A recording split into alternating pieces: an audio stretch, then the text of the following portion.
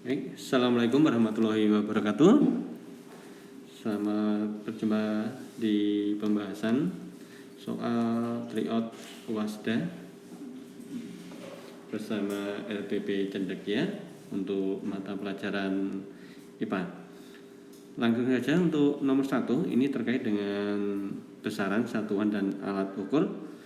Sebelumnya untuk mereview saja, untuk besaran pokok itu ada 7, ada jiwa SMB ya. Ini adalah jumlah yard, kemudian intensitas cahaya,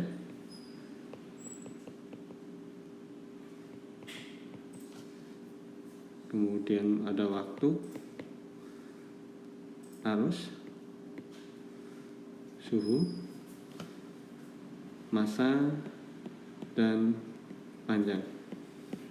Baik, untuk jumlah yard itu satuannya dalam mol, kemudian intensitas cahaya itu kandela,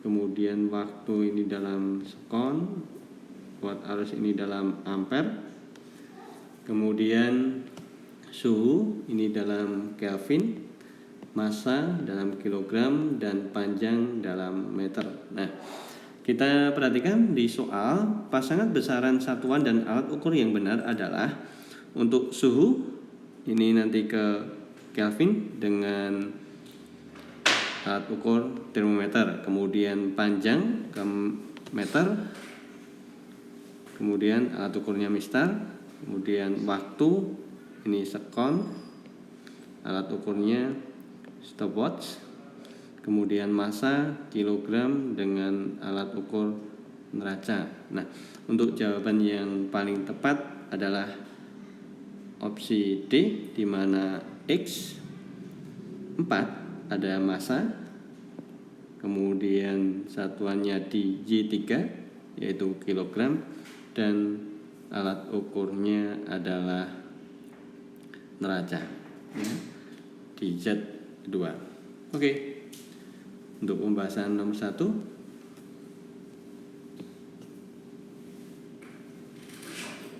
selanjutnya untuk nomor 2, ini terkait dengan pengukuran. Di sini yaitu mengukur diameter bunga. Ada 3 buah bunga.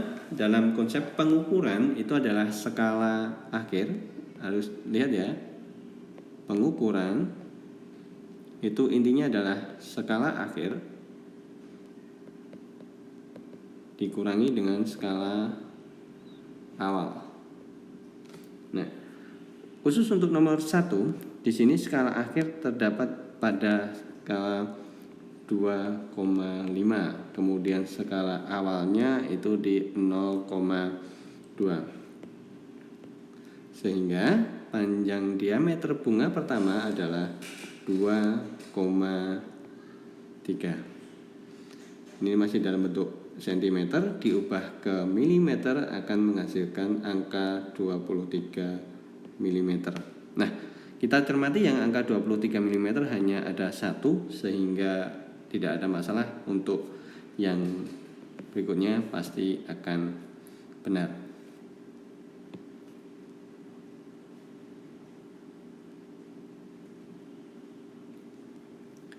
Selanjutnya untuk nomor 3 terkait dengan asam basa, yang digunakan indikatornya adalah lakmus biru dengan lakmus merah.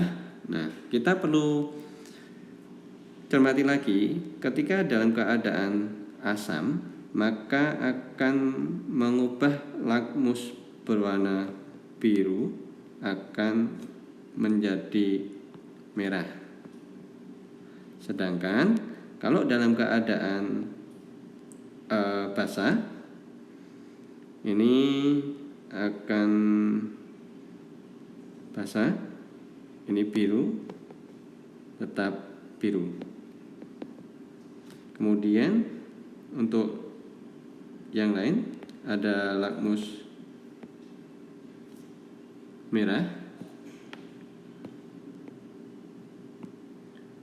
Untuk yang lakmus merah dia tetap merah. Sedangkan di sini untuk yang basah, lakmus merah berubah menjadi biru. Nah, oke, kita cermati dari soal. Larutan K, lakmus biru berubah menjadi biru, lakmus merah berubah menjadi biru. Berarti bisa kita simpulkan untuk larutan K bersifat basah. Kemudian larutan L biru tetap biru, kemudian merah tetap merah. Berarti larutan K dia bersifat netral. Sedangkan larutan M biru berubah menjadi merah, yang merah tetap merah, berarti ini larutan bersifat asam. Nah, kita cermati dari opsinya ada A, air sabun, dia bersifat basah, air garam itu netral, dan air jeruk dia bersifat asam. Untuk yang lain saya kira sudah paham.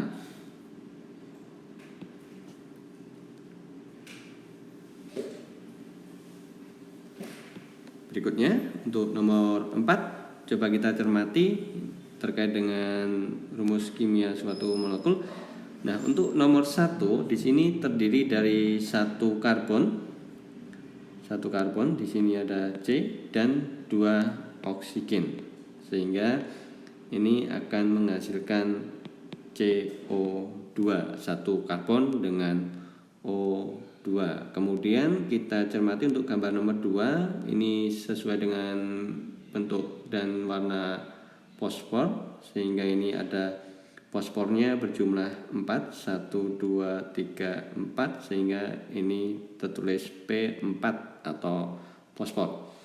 Yang ketiga ada oksigen 1, kemudian hidrogennya ada 2. Ini hidrogen ada 2, yang oksigennya 1, sehingga di sini akan menghasilkan H2O. Sedangkan untuk yang nomor 4 ini ada belerangnya 1, kemudian oksigen. Belerang itu simbolnya adalah fosfor, sulfur ya, mohon maaf.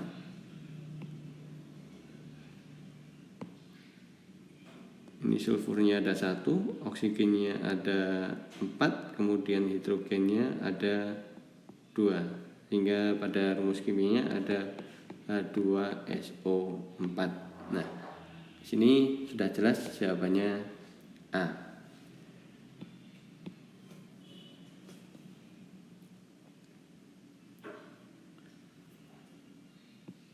Berikutnya untuk nomor 5, pasangan antara peristiwa dan metode pemisahan campuran yang tepat adalah, kita cermati untuk peristiwa nomor 1, pemisahan antara bubuk kapur dengan air. Ini ada pemisahan destilasi, kemudian kromatografi, sublimasi, dan sentrifugasi. Destilasi ini adalah bisa dikatakan pemurnian. Kromatografi ini berdasarkan daya kapilaritas.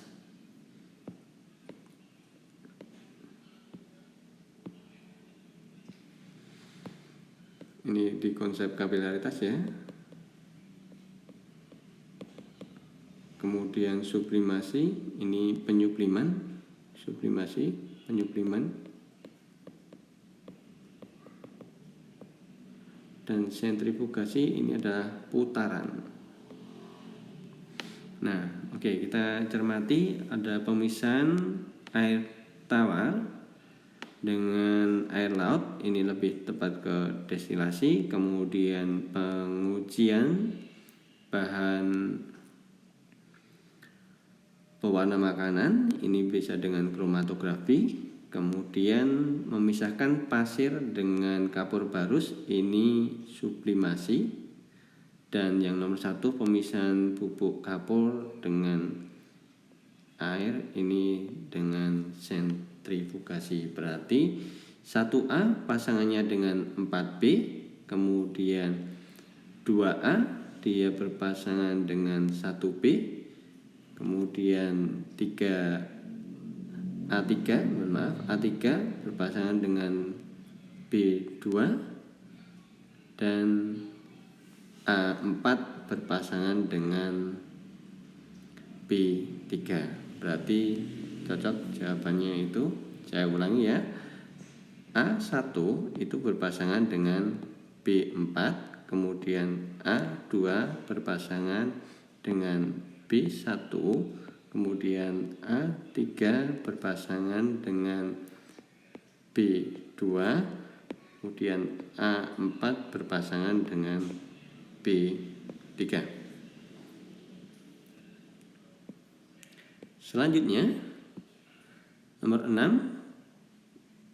Pernyataan yang tepat tentang perubahan kimia adalah, yang perlu diperhatikan adalah perubahan kimia itu apa? Perubahan zat yang menghasilkan zat baru. Saya tuliskan ini perubahan ya, perubahan zat yang menghasilkan zat baru. Secara komposisi kimianya berubah ya, komposisi kimia berubah. Nah, oke. Pada nomor 6 ini konsepnya adalah pemisahan air dari pasir dengan kapur barus. Ini adalah cara sublimasi dan kristalisasi. Oke. Pernyataan yang tepat tentang perubahan kimia adalah kapur barus menyublim dari campuran, ini fisika. Kemudian sumbu pemanas terbakar menjadi abu, ini kimia. Kemudian es batu mencair karena suhu lingkungan naik, ini fisika. Dan yang terakhir, perubahan uap kapur barus menjadi kristal kapur barus, ini fisika. Ini mengkristal gitu ya.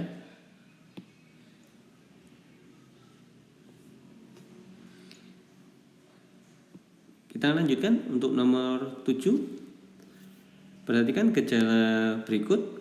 Gejala fisik yang terlihat pada orang pecandu narkotika. Nah, yang perlu digarisbawahi itu adalah fisik dan narkotika. Bibir pecah-pecah, ini jelas dia ke fisik, keadaan fisik. Kemudian mudah emosional, ini kejiwaan. Atau ada yang mengatakan psikologis. Kemudian berat badan menurun, ini fisika, fisik. Kemudian kasar dan tidak sopan, ini juga kejiwaan. Kemudian muka terlihat pucat, ini fisik. Dan yang terakhir, berpikir tidak rasional, ini kejiwaan. Oke, berarti 1, 3, 5.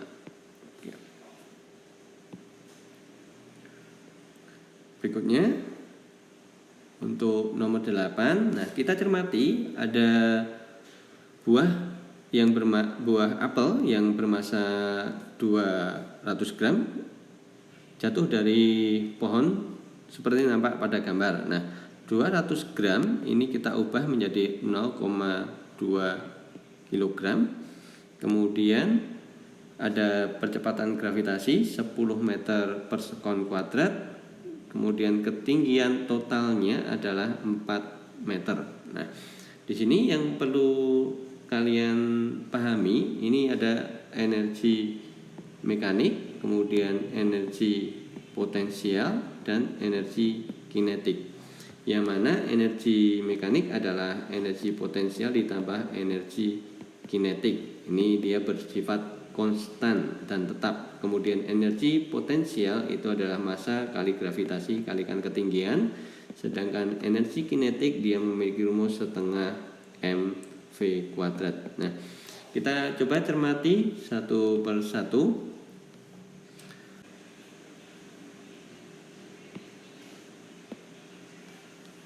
Oke. kita hitung di sini massa 0,2, gravitasi 10, kemudian hanya 4, berarti energi potensialnya ketemu 8 Joule. Kemudian energi kinetik di titik Y, di titik X sama dengan setengah mv kuadrat, karena setengah masanya 0,2 dan kecepatannya 0 dikuadratkan, maka hasilnya adalah 0. Kemudian energi potensial di titik Y sama dengan M kali G kali H, 0,2 kali 10 kali ketinggiannya adalah 3, hasilnya adalah 6 Joule. Nah, di sini kita coba hitung energi mekaniknya sama dengan energi potensial ditambah dengan energi kinetik. Silakan mau di titik X atau titik Y akan menghasilkan nilai yang sama. Oke, kita coba di titik X. Energi potensial di titik X adalah 8, kemudian energi kinetiknya 0 sama dengan energi mekaniknya di titik X sama dengan 8. Nah, energi mekanik di titik Y sama dengan energi potensial di titik Y ditambah dengan energi kinetik di titik Y. Dari sini kita bisa menghitung energi kinetik di titik Y sama dengan energi mekanik di titik Y dikurangi energi mekanik, energi potensial di titik Y sama dengan energi mekaniknya tadi 8 dikurangi energi potensialnya 6 sama dengan 2 Joule. Oke, dari sini kita coba cermati energi kinetik apel di titik Y sebesar 6 Joule, salah.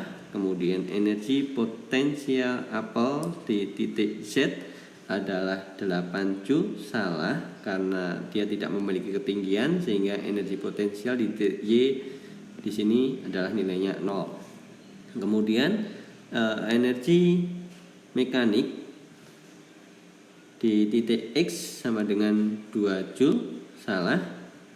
Harusnya tadi sudah ketemu energi mekaniknya adalah 8 Joule. Kemudian energi mekanik di titik Y sama dengan 8. Ini adalah yang benar karena energi mekanik dimanapun tempatnya pada satu kasus itu adalah nilainya tetap.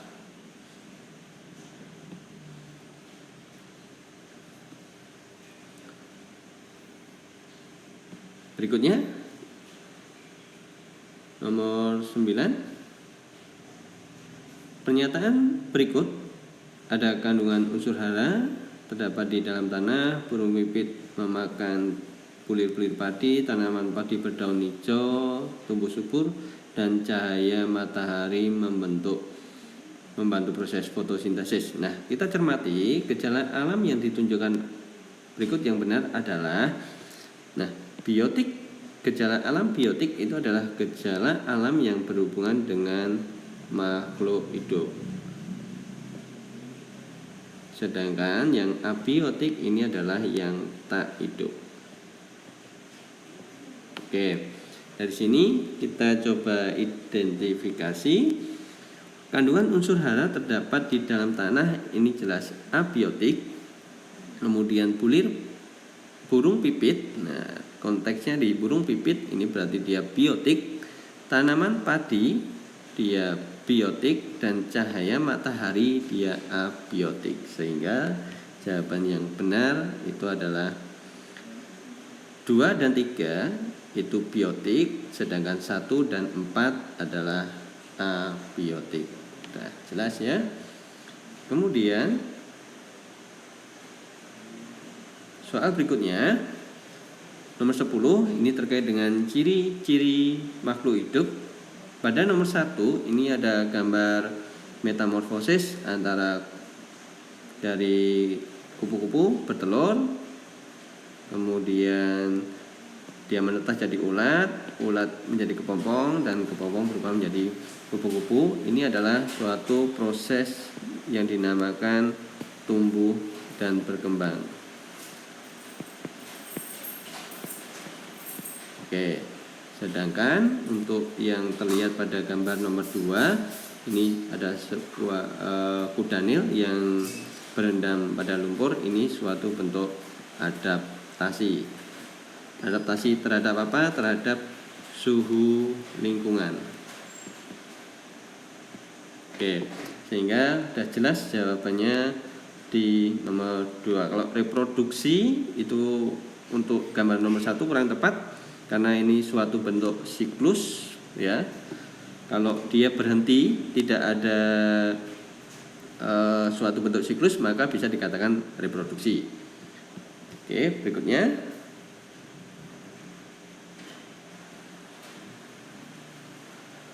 nomor 11, hewan yang memiliki kekerabatan yang paling dekat. Nah, di sini kita ada 5 buah hewan. Yang nomor 1 ini adalah krustasea. Kemudian yang nomor 3 ini adalah Liapoda, berkaki banyak. Kemudian nomor 5 ini Arachnoida.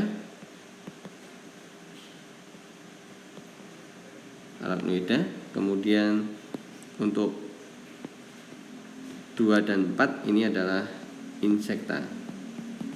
Ciri-cirinya, krustasea dia memiliki kaki berjumlah 5 pasang.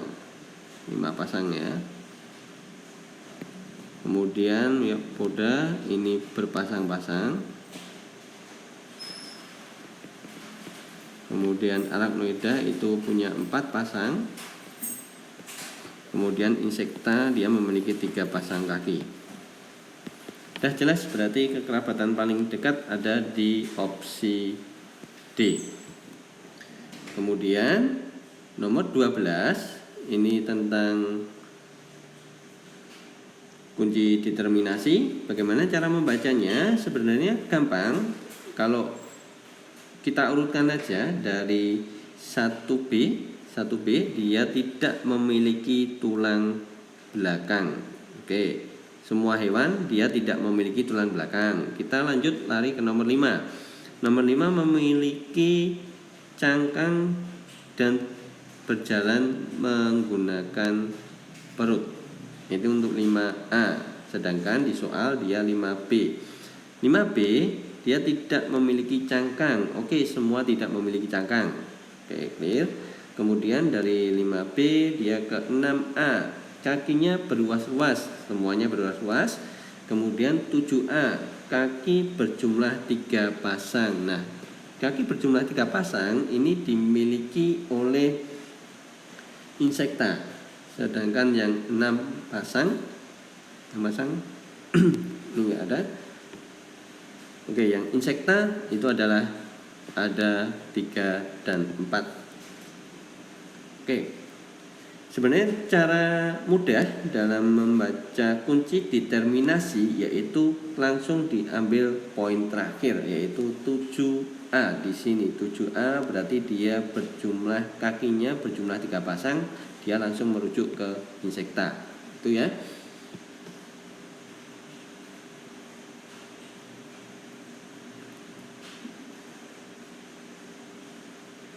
Berikutnya nomor 13 yaitu tentang interaksi antar makhluk hidup.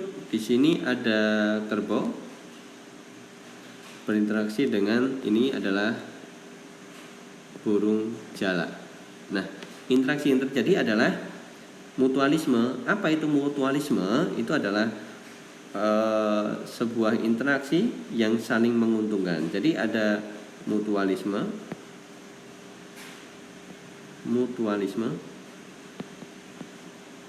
ada parasit, kemudian ada komensalisme,